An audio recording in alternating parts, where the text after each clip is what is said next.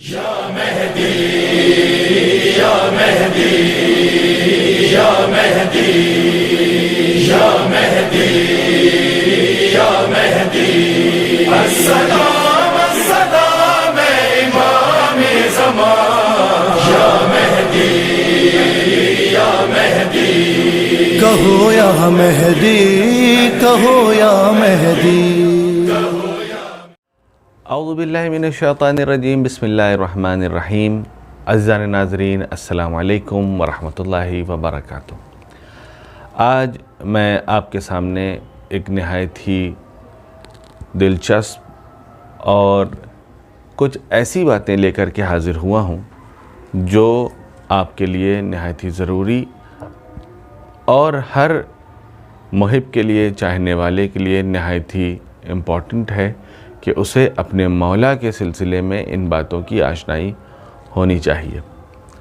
ہم اور آپ دنیا کے ہر کونے میں ہر روز ہر وقت اس بات کا انتظار کر رہے ہوتے ہیں کہ کب ہمارا والی وارث آئے گا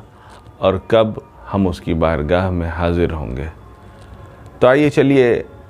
آج کے اس سیشن میں آپ کے سامنے ان چند حتمی علامتوں کا ذکر کرنا چاہتا ہوں کہ جو امام زمانہ عجل اللہ تعالیٰ فرجہ الشریف کے ظہور سے پہلے ضرور سے ضرور رونما ہوگی، واقع ہوگی۔ یعنی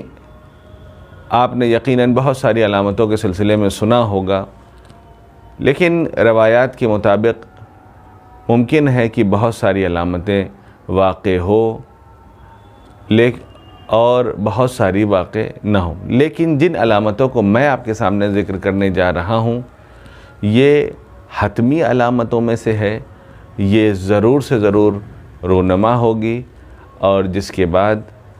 ہمارے اور آپ کے امام کا ظہور ہوگا۔ چلیے سب سے پہلے جو سب سے پہلی اور سب سے اہم، جس کے بارے میں یقیناً آپ لوگوں نے سنا ہوگا، اس علامت کا ذکر کرتا چلوں، وہ ہے خروج دجال۔ دجال ایک ایسا شخص ہوگا جو ایک آنکھ سے کانا ہوگا اور اس کی دوسری آنکھ اس کے ماتھے پر ہوگی، اس کے پیشانی پر ہوگی۔ جی ہاں، اور یہ دجال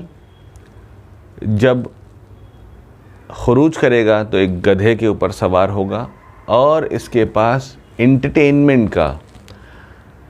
چاروں طرف سے ذرائع ہوں گے، جس کے لیے لوگ فاسنیٹ ہو رہے ہوں گے، بہت خوش ہو رہے ہوں گے اور اس کے ڈھول تماشے کی آواز سن کر کے اس کی طرف تیزی سے بڑھ رہے ہوں گے، اور دنیا کی ہر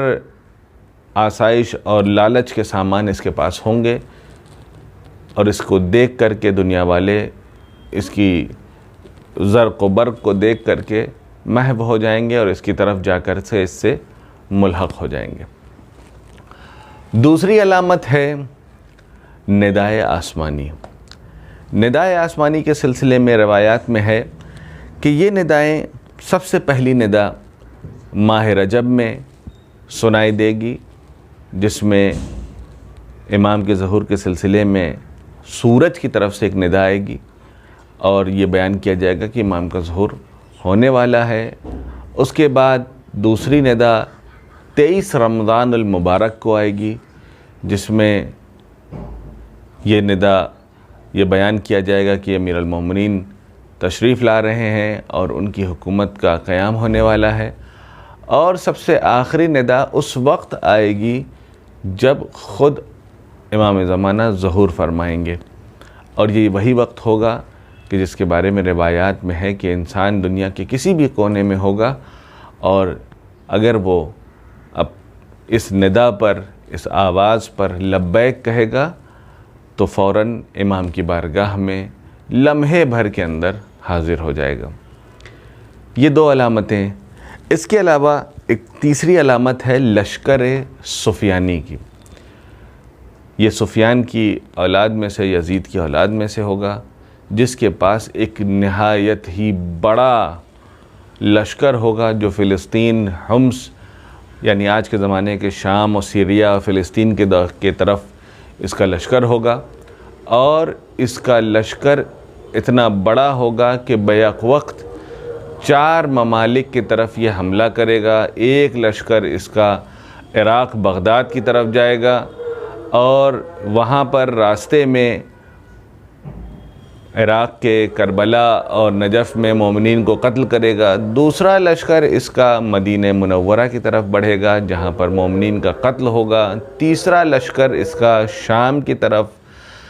بڑھے گا, دمشق کی طرف بڑھے گا جہاں پر اس کو امام کی جو فوج ہے اس کے ہاتھوں سے شکست حاصل ہوگی. اور چوتھا لشکر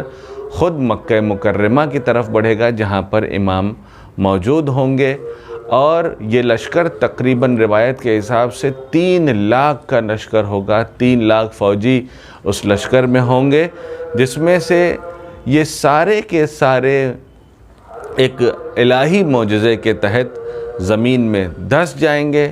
اور دھس جانے کے بعد صرف ان 3 لاکھ میں سے صرف 2 افراد ایسے ہوں گے جو باقی بچیں گے, جن میں سے ایک وہ ہوگا جو سفیانی کی طرف پلٹ کر کے جا کر کے اس کو خبر دے گا کہ تیرا لشکر شکست کھا گیا ہے اور زمین میں دھس چکا ہے. اور دوسرا وہ فرد ہوگا جو مکے کی طرف جائے گا اور جانے کے بعد امام معصوم امام زمانہ عجل اللہ تعالیٰ فرجہ الشریف کو ان کی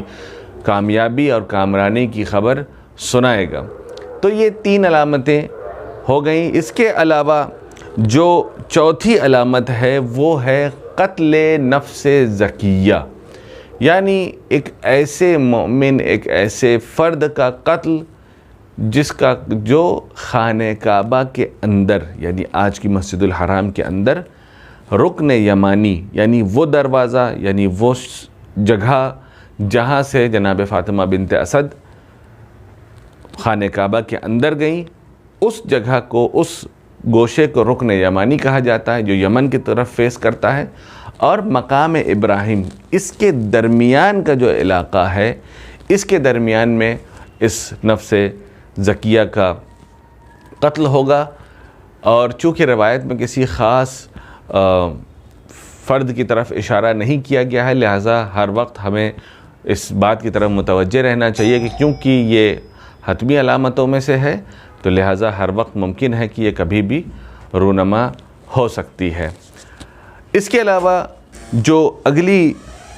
علامت حتمی ہے وہ ہے گرہن, سورج اور چاند گرہن کے سلسلے میں ملتا ہے کہ خود یہ دونوں گرہن ماہ رمضان کے شروعات میں ایک گرہن ہوگا اور دوسرا گرہن جو ہے وہ ماہ رمضان کے آخر میں ہوگا. اور یہ دونوں ہی گرہن 1 سال میں ہی ہوگا جو کہ سائنٹیفکلی بہت ہی مشکل ہے. اور یہ حتمی علامات میں سے ہے کہ جس کا ہونا واقع ہوگا. اور اگر کسی سال یہ اتفاق ہوتا ہے جو کہ بہت شاذ و نادر ایسا وقت ہوتا ہے کہ یہ 2 مرتبہ ایک ہی سال میں گرہن ہو, اگر ایسا کبھی ہوا تو یہ ان حتمی علامات میں سے ہے کہ جس میں مولا کے آنے کی خبر دی جائے گی. اس کے علاوہ ایک آخری علامت میں آپ کے سامنے عرض کر دوں, وہ ہے سورج کے پاس ایک پنجے کی شکل. روایات مختلف ہیں, کچھ روایت میں ہے کہ ایک پنجے کی شکل دکھائی دے گی سورج کے اطراف میں جو اس بات کی علامت ہوگی کہ امام کا ظہور ہونے والا ہے. اور دوسری اسی سے جو دوسرا روایت ملتی ہے وہ یہ ہے کہ کسی کا چہرہ, کسی کی صورت جو ہے وہ سورج میں دکھائی دے گی جس کے بعد امام کا ظہور ہونا حتمی طور پر پایا جائے گا. تو عزیزان محترم, یہ چند وہ حتمی علامات ہیں جس کے بعد امام معصوم کا ظہور ہونا یقینی طور پر طے ہوگا. امید ہے کہ ہم سب اس زمانے تک باقی رہیں اور ان علامات کو اپنی آنکھوں کے سامنے ہوتا ہوا دیکھیں اور ساتھ ہی ساتھ اس چہرے کو بھی دیکھیں جسے اللہ نے پردے غیب میں اب تک پوشیدہ کر رکھا تھا. والسلام علیکم ورحمۃ اللہ وبرکاتہ. کہو یا مہدی, کہو یا مہدی.